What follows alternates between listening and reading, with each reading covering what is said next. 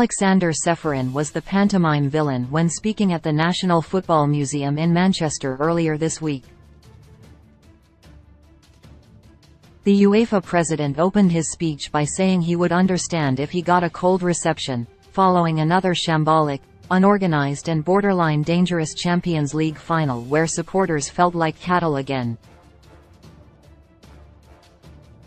It was Gary Neville's turn to speak as part of the Football Supporters Congress on Friday afternoon. Although the reception for Ceferin was frosty, the applause for the Manchester United legend as he took to the stage was generous. Neville was introduced as having one or two opinions, and he was in personable form over the next 30 minutes on a range of issues, from the need for an independent regulator to his thoughts on state-owned clubs and the Glazers. He spoke at Manchester Metropolitan University, and the conversation started by discussing the bomb Neville had just dropped on social media. "I've tried to come off Twitter for the summer to try to stay away from the cesspit," he said to Laughter. "I ended up posting on Instagram about Chelsea and their 5 experienced players, Koulibaly, Mendy, Ziyech, Lukaku and Conte, who have been heavily linked with Saudi Arabia because their club needs to raise funds for financial fair play reasons. I asked for an embargo on those transfers, for a quick investigation, a look under the bonnet, to see if there's anything inappropriate going on. That's been construed as me saying I don't want Saudi Arabia ownership. There's investment from Saudi in Clearlake who own Chelsea, and it definitely suits them to have their players to have off their books. They have 32 players in the first-team squad, and there's a potential conflict of interest there, which should be looked at. If we had a regulator in place, they could say you have a short-term embargo and we want to see all communications." Neville continued, "When the Saudis took over at Newcastle, I spoke openly that I didn't have a problem with the ownership coming in. That will be unpopular with a few people in this room, but I haven't had a problem with Abu Dhabi over the last 10 years. What I do have a problem with is improper transactions, transfers. I would also like to know how the Saudis have got into the Premier League, so I'd like to have transparency. I'd like to know the set criteria for how an owner gets into a football club. The word on the street was Boris Johnson said in They Come, and whether that's true or not, will probably be revealed in the future." Newcastle were subject to a Saudi takeover in October 2021 when the country's sovereign wealth fund, Public Investment Fund, PIF, purchased an 80% stake to become majority shareholders at St. James Park. The takeover was celebrated by Newcastle fans, but the sale faced scrutiny and accusations of sports washing due to Saudi Arabia's human rights record, leading to calls for the Premier League to change their owners and directors test. Just under 2 years later, and fans of Manchester United are facing their own moral dilemma.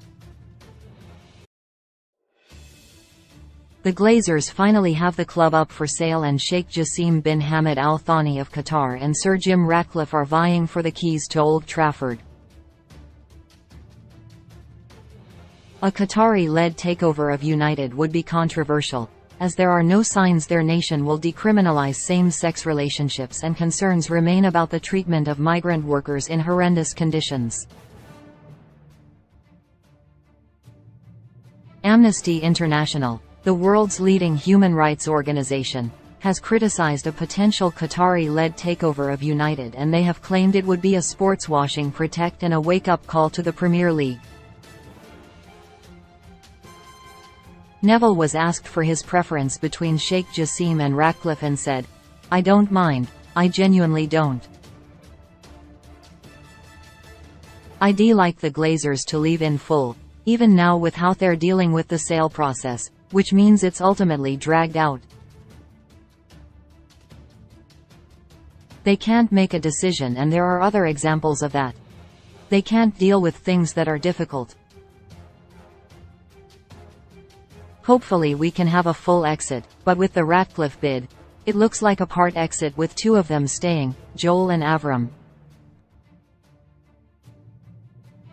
I don't like the idea of that. If that bid comes forward and is successful, which is the talk, I'd like to think there's a fixed exit for the Glazer brothers organized in, let's say, 2 years, so we know they're leaving. Ratcliffe comes in and brings in another investor to take them out. Neville has been outspoken in his criticism of the Glazers, and he was passionate when speaking about the club's decline. When the Glazers came into the club, Manchester United had the best team, the best stadium and the best training ground. We're now second-rate in all of those categories and we're nowhere near it. People used to say I took their money. I never took a penny from them. I played for United from 1986 as a kid, joining the academy. They came in 2004 and they never put money into the club. I was focused on playing football, and Sir Alex Ferguson, to be fair, would have probably got rid of any footballer if they started talking about the owners. We didn't do that. We were employees and we got on with it. They came to the training ground once, and a few times after winning the league title they might pop in the dressing room. I never had a long conversation with any of them. Although the Glazers could hand over a club they view merely as an asset in the coming months, the summer transfer window has opened and Erik ten Hag is pushing on in the market, despite uncertainty over the ownership. United are in talks with Chelsea to sign Mason Mount, but signing a world-class striker like Harry Kane feels unattainable with the American family in charge. That is a gripe of supporters who want their team to win the Premier League. If new owners get in and they get Kane and another few quality signings, they could push up, Neville added. But at the moment, they're scrambling with Chelsea for Mount. I think he's a fine player, although that's not really a compliment. He's just a good player. If I am looking at getting to the next level, we've been here before with Mourinho, Solskjaer, with Van Gaal. They've all been up to levels that are high, but they've never been able to jump to that next step. Paying £55 million for Mount when Jude Bellingham is going to Madrid, someone is signing Declan Rice, I just feel we're going to be scrambling around again to get top 4, which is my fear. We need another 3 top players. Kane would make a massive difference at United. He's a guarantee of goals and assists, so you've got that point of contact up front. Then we have to deal with the goalkeeping situation. Bring in a midfield player and maybe a fullback. There was even room for Fergie time when the discussion came to an end. Neville's appearance was voluntary, but he happily agreed to a spontaneous QA session, in which this reporter asked him what any new owner's priorities would be. We talk about priorities, they'd have to straight away look at the footballing side because clubs should be about on-pitch performance, he responded. If the team are playing well in any club, the fans are happy, the spirit is good and it brings success. That's the first thing they'll have to look at, but you can look at things simultaneously. At the same time, get the stadium sorted, address the training ground and the regeneration of the area, just as Man City have done. You have to look at it all at once. We're falling behind. I don't think Jim Ratcliffe would look at that straight away. He'd look at the footballing side and getting the fans on board, but I think the Qataris would because of the vast wealth they have. Neville left the stage to an even bigger round of applause. He's certainly good value when he speaks.